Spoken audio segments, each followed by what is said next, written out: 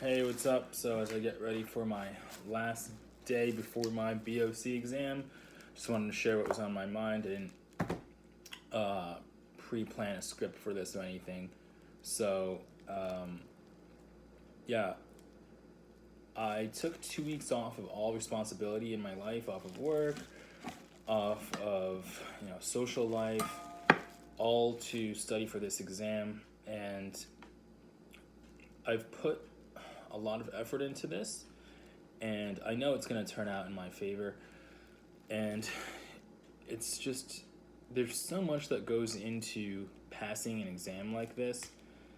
And I know that the people who have passed this, that they didn't just study alone like me, or have COVID during their athletic training program.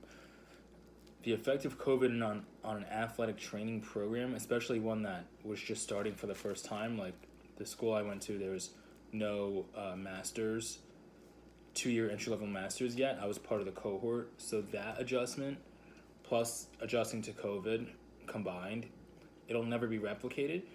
Just wanted to say that that doesn't increase the likelihood of passing. It decreases the likelihood of passing. So I don't think that our class is given enough credit for that, for getting through both of those. But yeah, so it's going to be at least 2 weeks before I get my results. I'm excited to share how I studied, and I'm excited to perhaps start another hobby. Obviously, my job, I want to be an athletic trainer, but I'm already a personal trainer, so that transition is something I have to think about. I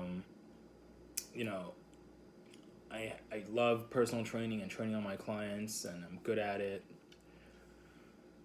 I like being in the gym, so although it is time for a change, and yeah. So, and speaking of one of those hobbies is writing. So I have a writing degree from TCNJ, and what's funny is that in the writing business, and I know this well because I've been in it as a freelancer for a while, people, the editors of these magazines, they tend to just like to subcontract, hire people that they've been working with for years and years and years. So they establish a relationship with freelancers. Like with any business, they're going to go to who they know, who's reliable. The thing is that some of these freelance writers, like literally all they do is write. Like that's all they do. Like they're just writers. Like they go to events and they cover events and they write about them.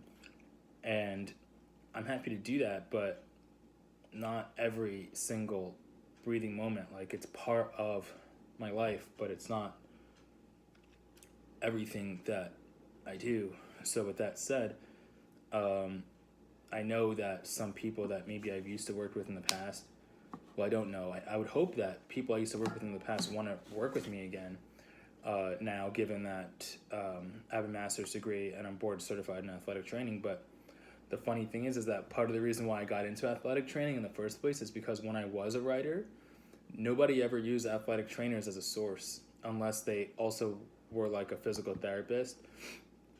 In fact, people would love to, editors would love to have like CSCS as a source. They would search for the CSCS or search for the CPT or search for the DPT. But no one would ever say, you know what, I think we need an athletic trainer for this article. I've never heard that once. I think we need an athletic trainer for this piece of content. And it's because they don't know what athletic trainers do. They can't visualize.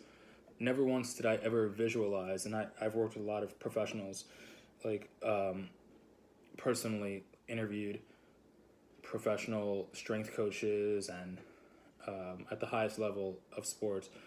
And never once did I think, oh, what if I talk to the sports medicine person?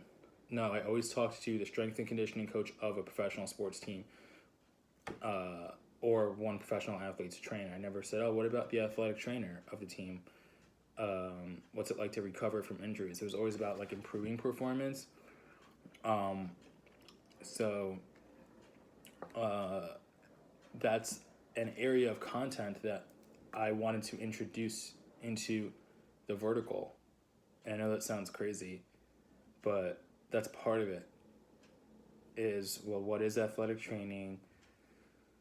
What do athletic trainers do? That I can touch on. But more importantly is, once I get my feet wet in the industry itself, what are some of the most effective things to actually do? Now, again, I can answer that based off the evidence, but I want to answer it based on what I find is most effective, doing hands-on. And also there's research elements to it as well. But yeah, I mean,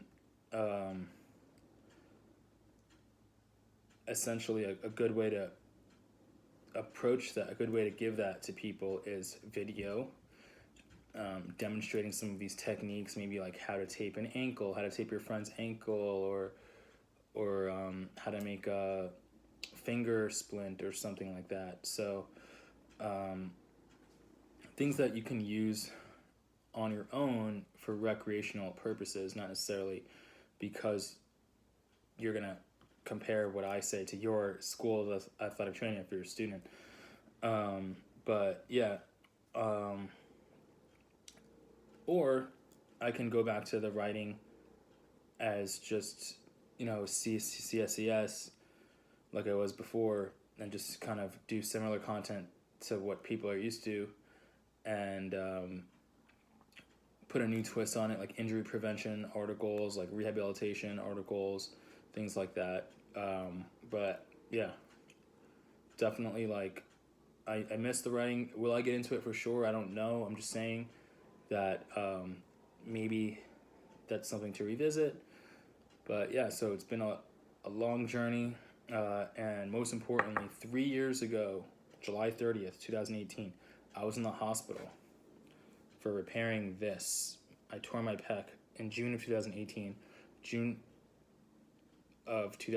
and then July was the surgery. So on July 30th, I woke up in a hospital. Like, they put me out and they tore me open, reattached the pec tendon to the humerus, and then exactly 3 years to the date, now I'm taking my board exam for athletic training. Cool. All right. Talk soon.